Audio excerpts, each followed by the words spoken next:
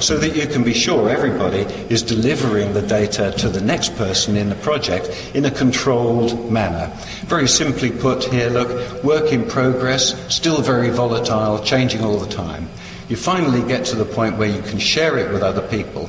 It goes through a quality control and authorization process, and the data is then digitally stamped to say this is now available for sharing, and the people here are notified that it's available. They can start to use it. Finally, it goes down here into published, when all of the proposition is finalized, and it goes to perhaps the contract information which the contractor will use to construct it, and finally, of course, to the asset record which the operator maintainer will use to actually run his part of the business. Now, governments have recognized that this is something necessary, so you'll find lots of standards around the world now, particularly from Europe, Denmark, Norway, Sweden, the EU, and especially this one, which is gaining a lot of credibility. It's a UK one. It's called BS 1192, British Standard 1192. And it's simply a framework which defines how you can run your process of managing this life cycle of the data which is being developed in that first part of the project. The ultimate point here, of course, is it means that when you finally come to put all of these bits together, they're all going to fit. And you can be sure that they're of the right quality and standard that you have asked for right at the beginning. So a lot of this is now being specified by the client on government-sponsored projects. In the UK, it is specified, thou shalt use this. Ideally, you would start this on day one, because that's when you get maximum benefit. In fact, of course, if you're a little bit late in putting it in, it will still pay enormous benefits, so put it in as soon as you can. So have we cracked the problem? Have we solved it? Well, not quite. Not quite. What about contextual data? Now, up to now, we've talked about the spatial data. Remember, what shape is it? How big is it? Where is it? How does it fit with everything else? That's the spatial data. Contextual data is all about those components. Who supplied it? What's the service life cycle of this component? What is the bearing strength of that beam or that truss? When was it supplied? When was it changed? Perhaps it's been changed sometime in the O&M life cycle. You need to know that it's been changed, who changed it, why, and what was it changed to. So this is text, contextual data. We need that to be synchronized with our spatial data. And it needs to be started at the same time as you're generating this managed environment for your spatial data. We need to control it through the whole life cycle. We need to deliver it up at this point here, where we're giving it to the operator. And we need to manage the change. It's called configuration management. Configuration management is the term. Now, once again, we have a product called EB.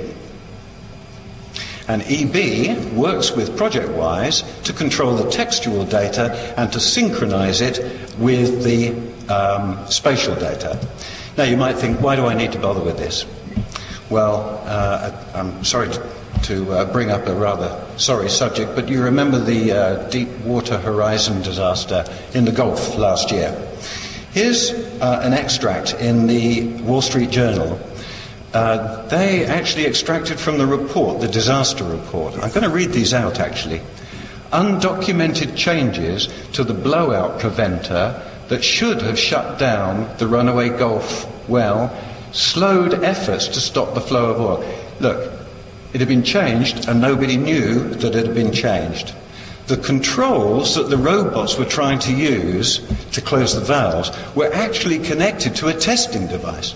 So they would never have worked, and nobody realized it, because that change had not been documented. And there appeared to be other major changes made, and Transocean, who were the operators, struggled to find the drawings and the data defining those changes. Now that cost billions, and it created a huge environmental disaster. Of course, it was already going to be one. But this just made it worse. That just shows how important it is to manage this contextual data and know what changes have been made through the life of the asset. It's an ongoing process. You can't just stop and then hope everything will be okay. Okay, so that's what contextual data does, and this is what EB is actually managed for. You might be interested to know that EB is the only authorized software that is allowed around the world for managing the data for nuclear power stations, for example, which is a bit of an important issue, I guess, really. Okay, so here we are. We've now got ProjectWise to manage our spatial data. We've got BS1192, a framework and a process which everybody can follow that makes sure that things are hanging together, and we have good coordination through the whole of our asset lifecycle. By the way, you'll see this expression, ALIM, Asset Lifecycle Information Management. That's the new buzz expression, basically. And in fact, of course, what we make sure of is that these two systems work together, and they actually form a solution that we call AssetWise. The whole idea is to support you through the whole of the life cycle of these major projects to reduce your risk of cost and time overrun. This is being used increasingly on most major projects, not just in the rail industry, of course, but it's also in heavy use in oil and gas, petrochem, buildings like projects like the Masdar in Abu Dhabi, Dubai Festival City in Dubai, and so on. Now, I just want to bring up one little case study here. Actually, it's not so little, of course, as projects go. It's the Crossrail project in London. They're using all of this technology, including BS1192, and it's a beautiful example of how this can work, actually. Now, I'm just going to go down one. A few words just about it. It's 90 kilometres of railway line. It goes from the west of London, then it goes through 2 tunnels, 10 kilometres long, with 7 underground stations, brand new, and then out the other side on surface running railway here. So it's a massive project. As you can see, $24 billion being spent on it in 10 years. I should say right now it's on time and it's below budget, which is rather an achievement. And this is just an example of some of the infrastructure there. Now, I just wanted to run this little AVI here. This is actually a model of one of the underground stations. It's actually, of course, a composite of many models from many different disciplines. The tubes, the track lines, all of the passenger walkways, escalators, structures, underground box. Above, there's commercial buildings. We have geology. Well, you can just imagine how much is involved in all of this.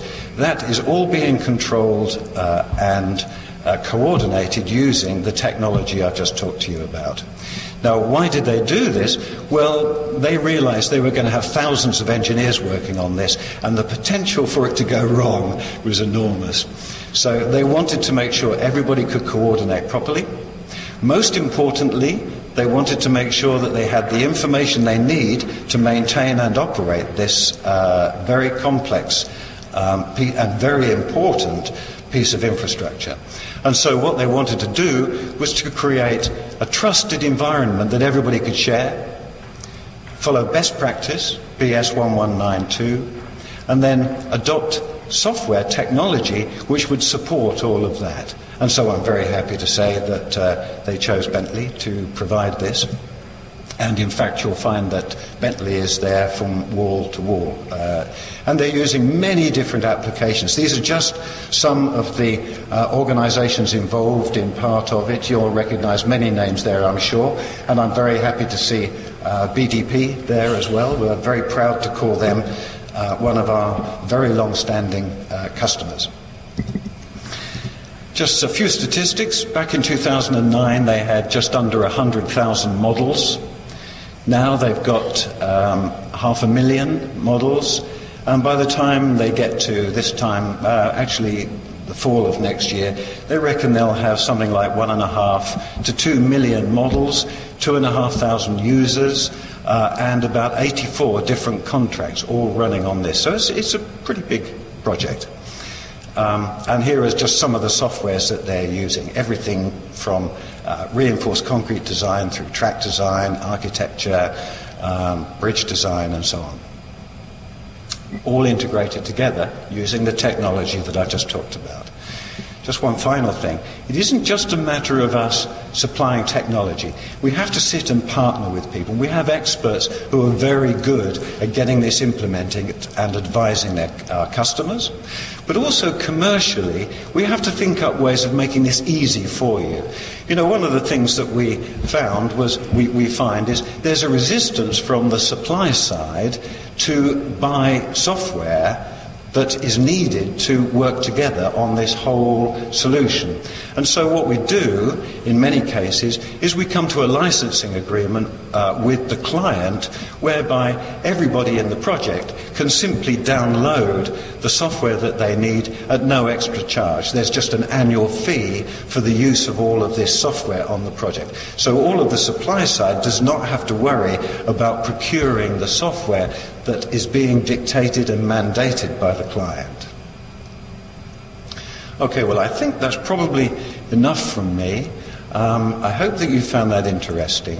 What I'm proposing is not to take questions from the floor now so that we can save some time, because I'm sure coffee is something that everybody would like. However, I'm here for coffee, and I would be delighted to give you more information on this if you would like it. But in the meantime, I thank you very much for your attention. I hope that it's been of interest to you. Thank you.